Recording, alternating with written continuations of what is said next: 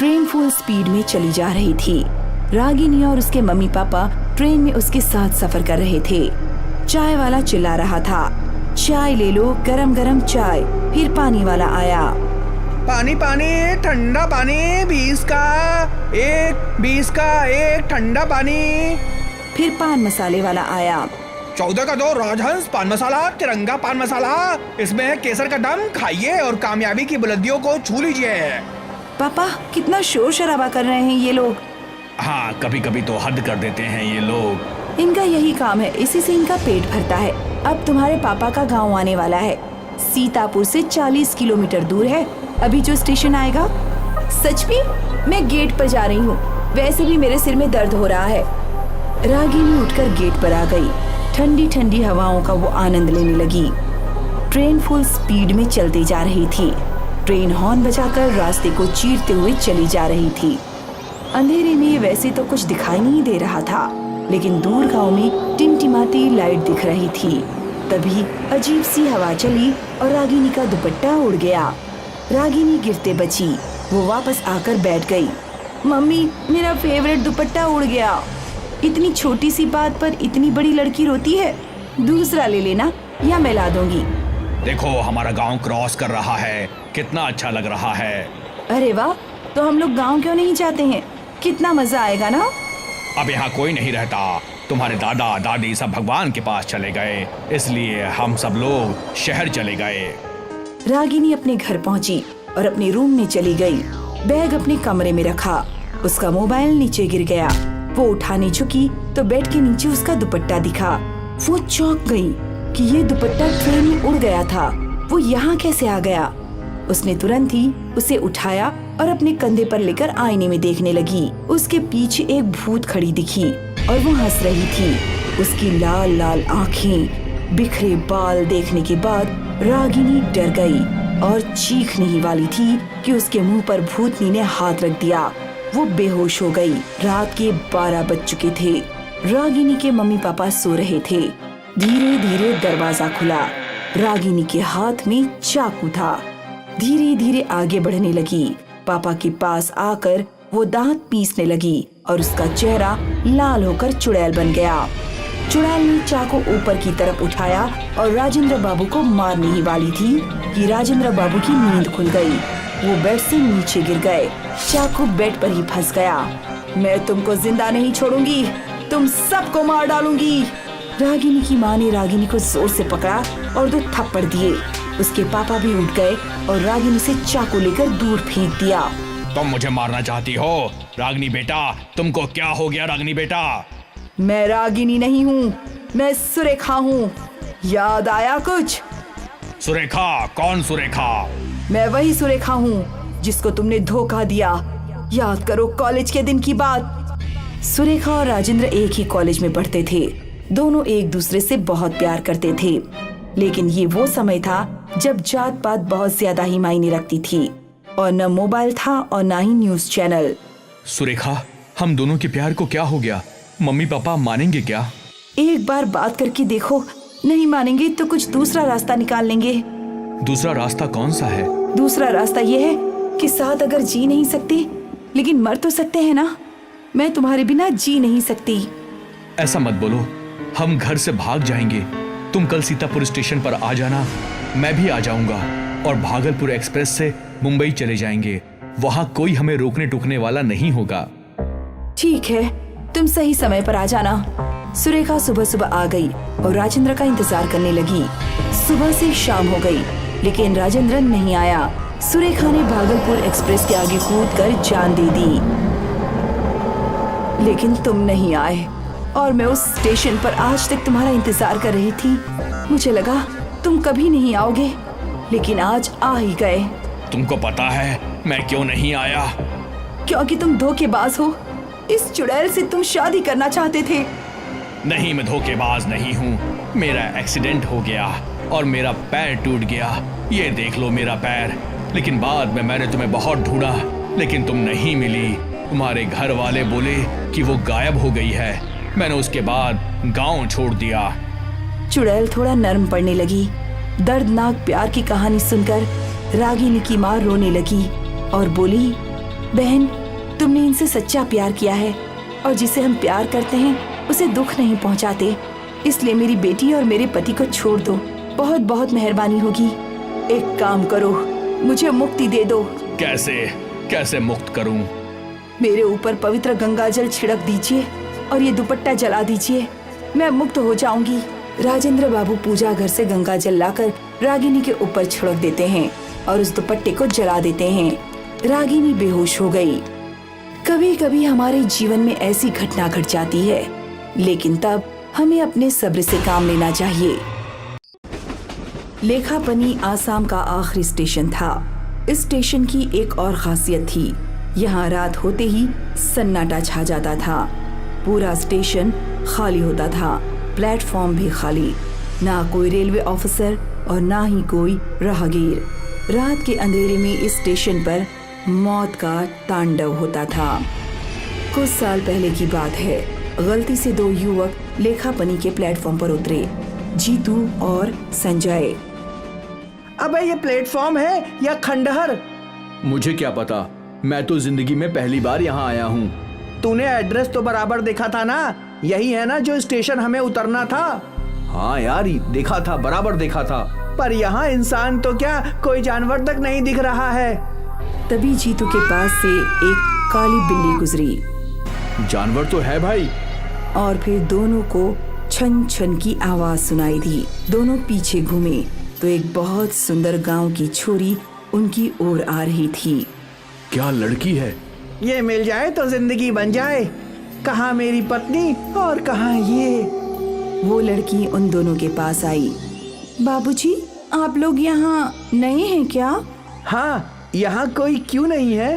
अरे बाबूजी, ये एक छोटा सा गांव है और गांव वाले तो सूरज ढलते ही सो जाते हैं, तो भला इतनी रात को यहाँ कोई कैसे होगा?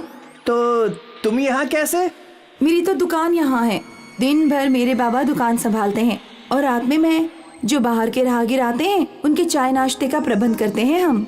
बहुत अच्छे, वैसे भी हमें भूख लगी है। तो आइए बाबूजी। सुंदरी उन दोनों को अपने छोटे से ठेले पर ले गई और उन्हें चाय पिला दी और फिर उनके लिए नाश्ता बनाने लगी। ये स्टेशन कुछ ज्यादा खाली नहीं रहता? वो तो है बाबूजी।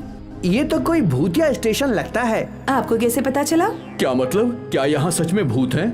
लोगों का मानना तो है कि यहाँ एक लड़की का भूत रहता है। लड़की का भूत? हाँ, कई सालों पहले ये स्टेशन किसी आम स्टेशन की तरह था। यहाँ भी लोगों की भीड़ रहती थी, पर सांझ होने के बाद अक्सर ये स्टेशन खाली हो जाया करता था। एक रात इस स्टेशन पर कोई न था। एक गांव की लड़की यहाँ चाय का ठेला लगा रही थी। एक ट्रेन रुकी और कुछ आदमी ट्रेन से नीचे उतरे। बाबूजी, आप चाय पियेंगे? क्यों नहीं, जब पिलाने वाली इतनी अच्छी है तो चाय पीना तो बनता है। आप बैठिए, मैं चाय बनाती हूँ। क्या लड़की है ना, कमाल है। गांव वाली लड़की गजब होती है। तू भी वही सोच रहा है जो मैं सोच रहा हूँ? हाँ बिल्कुल, नेकी और पूछ पूछ।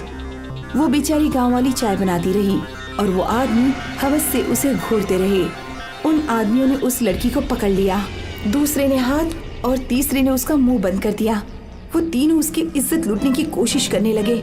लड़की ने अपनी पूरी ताकत लगाई और किसी तरह उन तीनों को धक्का देकर भागने लगी। वो भागते भागते रेल की पटरी पर कूद गई। उन दरिंदों ने उसका पीछा तब भी नहीं छोड़ा। वो डरी सहमी भागती रही और फिर सामने से रेल आई। वो सारे आदमी तो प्लेटफॉर्म पर कूद गए, पर वो लड़की कूद न पाई। ट्रेन ने उस लड़की के टुकड़े टुकड़े कर दिए।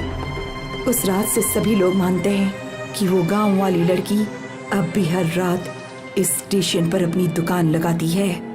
ये सुनकर संजय घबरा गया। तुम्हें ये सब कैसे पता? सुंदरी ने कुछ जवाब न दिया। अरे मुझे तो लगता है कुछ गड़बड़ है भाई।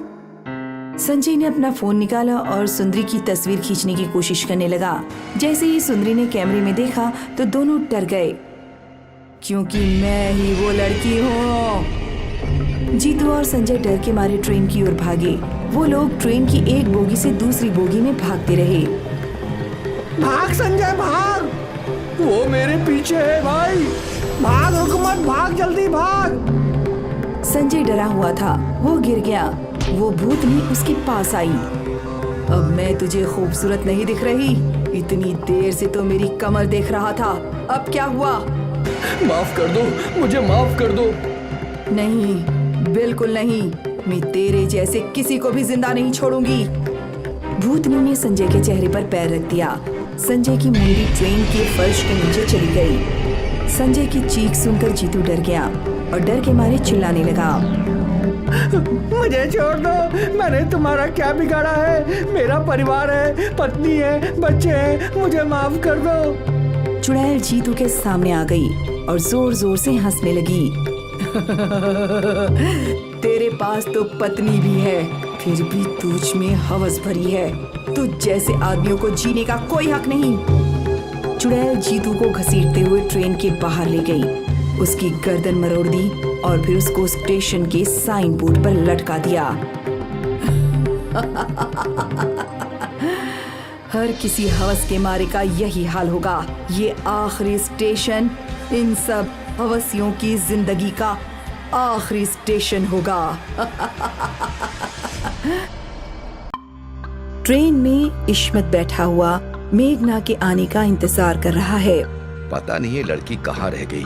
तभी उसके मोबाइल पर मैसेज आता है। I am sorry Ismat, mummy की अचानक से तबीयत खराब हो गई और उनको हॉस्पिटल में एडमिट करना पड़ा। मैं नहीं आ सकती, टाइम मिलने पर कॉल करूंगी। अरे यार, अब तो अकेले ही सफर करना पड़ेगा। उसने देखा कि उसके सामने वाली सीट जो अभी तक खाली पड़ी थी, उस पर एक खूबसूरत औरत आकर बैठती है। उसने लाल रंग की साड़ी पहनी हुई है और माथे पर एक काले रंग की बिंदी है। मौसम कितना बढ़िया है, हल्की बारिश भी शुरू हो चुकी है और अगर इससे बातें शुरू हो जाए तो सफर अच्छे से कटेगा। वो औरत अपनी बैग की जिप खोलने की कोशिश करती है, लेकिन उससे जिप नहीं खुलती। लाइए, मैं आपकी हेल्प कर देता हूँ। इस्मत को वो औरत बैग दे देती है और वो उसकी जिप खोल देता है। शुक्रिया, पता नहीं कैसे जाम हो गई थी। वैसे आप कहाँ जा रही हैं? मैं दिल्ली जा रही हूँ, मेरी बेस्ट फ्रेंड की शादी अटेंड करने। अरे वाह, मैं भी अपने दोस्त की वेडिंग अटेंड करने ही जा रहा हूँ। मैं गाजियाबाद तक जाऊंगा। चलो ठीक है, गाजियाबाद तक तो कोई है जिससे बातें करते सफर कर जाएगा। सुनकर इस्मत मुस्कुराता है। मेरा नाम इस्मत है और आपका? मैं यक्षिणी हूँ। सुनते ही इस्मत अचानक से डर गया। रक्षिणी। अरे आप तो डर ही गए, मैं तो मजाक कर रही थी। मेरा नाम असल में पल्लवी है। सुनकर वो अपने मुंह से हवा छोड़ता है और चैन की सांस लेता है। आपने तो मुझे डरा ही दिया था। ट्रेन अब चलने वाली ही होती है। उसी टाइम मेघना आती है और अचानक से उस औरत के बराबर में इस्मत के सामने बैठ जाती है, जिसे देखकर इस्मत खुश भी हो जाता है और चौंक भी जाता है। अरे तो तुमने मैसेज किया था कि तुम नहीं आ सकती। अरे वो तो मैंने बस एक छोटा सा मजाक किया था। तुम भी ना मजाक में कुछ भी बोल देती हो। ट्रेन तेज रफ्तार से चलने लगती है। इस्मत ने उन दोनों का इंट्रोडक्शन करवाया और तीनों बातें करने लगे। तभी एक अधेड़ उम्र का आदमी आता है और चिल्लाकर कहता है, आज अमावस्या की रात है। आज की रात इस ट्रेन में एक डायन घूमती है, सब अपना ध्यान रखना। कहकर वो आगे चला जाता है। ट्रेन में बैठे सभी लोग एक दूसरे से कुछ न कुछ बोलने लगते हैं। ये अंकल ऐसा क्यों बोल रहे थे? अरे मुझे तो वो बुढ़ा पागल लग रहा था। आज के टाइम में डायन, कितनी अजीब बात है यार। एक आदमी सामने वाली सीट पर जो काफी देर से बैठा होता है, वो सिगरेट पीने लगता है, जिसका धुआं पल्लवी की नाक तक आ रहा होता है। कितना बदतमीज आदमी है। इन सिगरेट पीने वालों को तो गला काटकर मार देना चाहिए। उसी समय पल्लवी अपने बैग से कुछ निकालने के लिए उसकी जिप से अंदर हाथ डालती है और उसकी बैग से एक काले रंग की गुड़िया निकलकर नीचे गिर जाती है। इसके बैग से काले जादू वाली गुड़िया निकली है और इसकी बातें भी ठीक नहीं लग रही। अभी ये उस आदमी को मारने की भी बात कर रही थी। कहीं ये पल्लवी ही तो डायन नहीं? पल्लवी उस गुड़िया को वापस अपनी बैग में रख लेती है। तभी वो सिगरेट पीने वाला आदमी अपनी सीट से उठकर आगे चला जाता है। एक्सक्यूज मी, मैं जरा अभी आती हूँ, मैं भी चलती हूँ, मुझे टॉयलेट जाना है। वो दोनों भी वहाँ से चली जाती हैं। कुछ देर बाद मेघना तो वापस आ जाती है, लेकिन पल्लवी नहीं आती। पल्लवी कहाँ रह गई? उसने कहा कि अभी आ रही है। थोड़ी देर बाद पल्लवी भी वापस आ जाती है, लेकिन वो आदमी नहीं लौटता। अब इश्मत अपनी जगह से उठता है और वो पीछे टॉयलेट की तरफ जाता है। वो देखता है कि सिगरेट पीने वाला आदमी गेट के पास मरा पड़ा है। इश्मत चुपचाप टीटी के पास जाकर उसको सब कुछ बता देता है। तभी सामने से दरवाजे की तरफ पल्लवी आती नजर आती है। क्या बात है इश्मत, आप यहाँ क्यों रुक गए? उसकी नजर उस आदमी पर पड़ती है जो दरवाजे के पास मरा पड़ा है। इश्मत टीटी से कहता है, ये इसी ने इसको मारा है। ये डायन है। ये आप क्या कह रहे हैं? इश्मत और टीटी दोनों मिलकर उसको पकड़ते हैं और उसके हाथ पैर बांधकर वहीं टॉयलेट में उसको बंद कर देते हैं। इसके बारे में किसी को नहीं बताना, वरना ट्रेन में भगदड़ मच जाएगी। अगले स्टेशन पर हम इसको पुलिस के हवाले कर देंगे। इश्मत वापस मेघना के पास जाकर उसको सब कुछ बता देता है। अच्छा हुआ तुमने उसको बांधकर टॉयलेट में बंद कर दिया, वरना पता नहीं वो और किस किस की जान ले लेती। मेघना सामने देखती है तो टीटी आता हुआ नजर आता है। वो उसको देखकर न जाने क्यों उठकर चली जाती है। मैं जरा अभी आती हूँ। इश्मत सोचने लगता है कि इसको अचानक कहाँ जाना पड़ गया। वो लड़की जो सामने बैठी थी, क्या वो आपके साथ है? जी हाँ। आप दोनों के टिकट दिखाइए। इश्मत अपना टिकट दिखाते हुए कहता है, उसका टिकट उसी के पास होगा। टीटी चला जाता है। तभी इश्मत के मोबाइल पर मेघना की कॉल आती है। वो रिसीव करके कान पर लगा लेता है। क्या हुआ मेघना, तुम कहाँ रुक गई? सॉरी इश्मत, मैं नहीं आ सकी। मम्मी की तबीयत अगर ठीक होती तो मैं जरूर आती। तुमको बुरा तो नहीं लग रहा? ये सुनकर इश्मत डर जाता है और उसको मोबाइल छूटकर नीचे गिर जाता है। अगर मेघना घर पर है तो मेरे साथ कौन है? वो सामने देखता है तो टीटी भी दिखाई नहीं देता। इश्मत मोबाइल उठाकर जल्दी से टॉयलेट की तरफ जाता है और पल्लवी के हाथ पैर खोलकर उसको आजाद कर देता है। जो लड़की तुम्हारे साथ सफर कर रही है वही असली डायन है। मैंने इस ट्रेन के बारे में बहुत कुछ सुना था, इसलिए मैं उसको मारने यहाँ आई थी। मुझसे गलती हो गई। वो मेरी दोस्त के रूप में आई थी, इसीलिए मैं उसको पहचान नहीं सका।